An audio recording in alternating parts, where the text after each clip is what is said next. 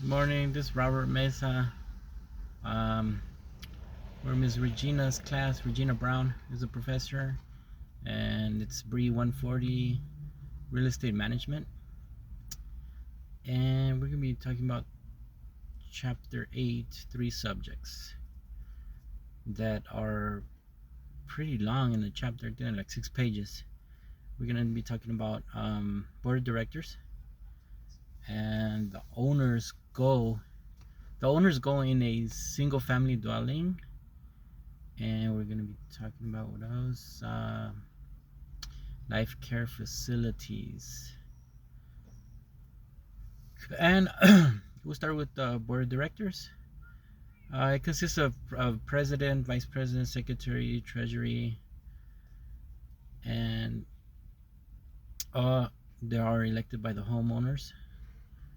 So they have authority on rules and laws that control the board of homeowners association, HOA, homeowners association.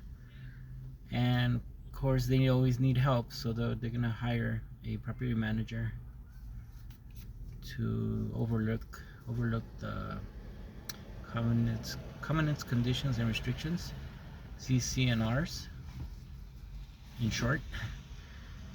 And these restrictions, CC&Rs, are rules and regulations for tenant or owner to follow. Like for example, my brother and I used to live in Yorba Linda type community, right? And they had homeowners association where you can't park your car outside your house all night, and that's one of the rules. And of course they paid a monthly to HOA. They pay monthly. I think it was like $250, something like that. And that's one of the rules. He told me about it, and that's how it works. So you gotta pay monthly the HOA. And what else? Yeah, and sometimes a manager feels like a new regulation. If they wanted to put a new regulation, like let's say for the benefit of the property, they will have to the manager will have to go through the boards and get some votes, see if that rule will benefit that property, and they'll go with a vote if they wanted to imply a new rule or a new regulation on the property, right? Okay, so then we go on to a manager has to be transparent, of course, all the time with the board, with the HOA. The management job is to protect and enforce the interest of the association. And moving on to the single family dwellings, often we find homeowners unable to sell, so they hire me, and we have to get down to the owner's intentions, what he wants to do. We know everybody expects income and appreciation over time in their property, right? We all want that. Income and appreciation over time. Either the owner, yeah, he's unable to sell, so we want his intentions, what he wants to do. Either he wants a reasonable price on the property, or he'll occupy. He'll occupy it at a later date, maybe. So we want to run. So we will run into troubles. We have to make sure the prospect's intentions are clear and follow them. Third one is life care facilities consist of independent and semi-independent living mixing with nursing facilities. I'm gonna talk about the independent facilities. I had my brother-in-law's father. He retired and he was in this life care facilities, and he he was in the independent living facility. Independent living facility. So he had a room. He had a room. It was kind of small, but he liked it. It was very nice, new.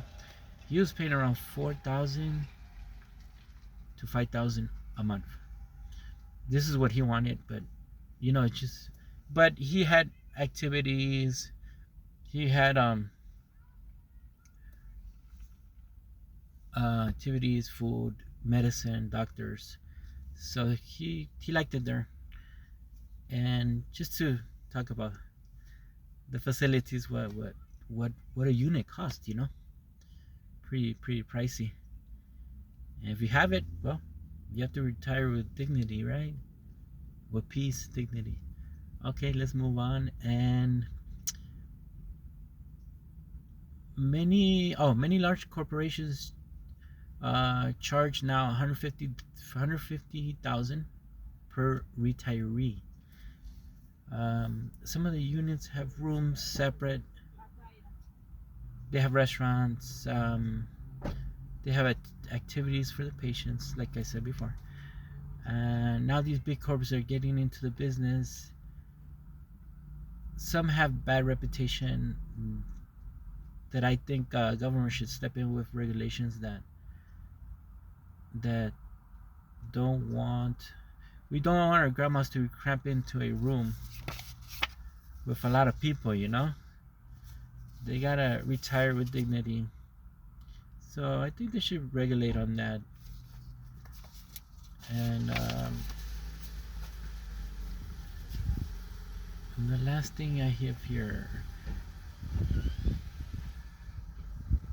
Davis-Sterling Common Interest Development Act establishes so developers construct higher density housing, making neighborhood nicer. Give you an example. Oh, I already gave you that example about my brother-in-law. The rules were not overnight, and no mechanic work. So no mechanic work around the garages.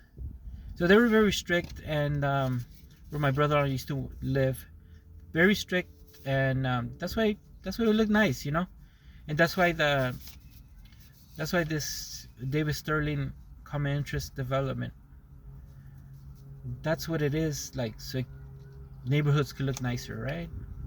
And that's why they have these covenants, conditions, and restrictions. And that's it. I hope you liked it. I'll see you in class. Thank you very much. Bye-bye. Future real estate agent.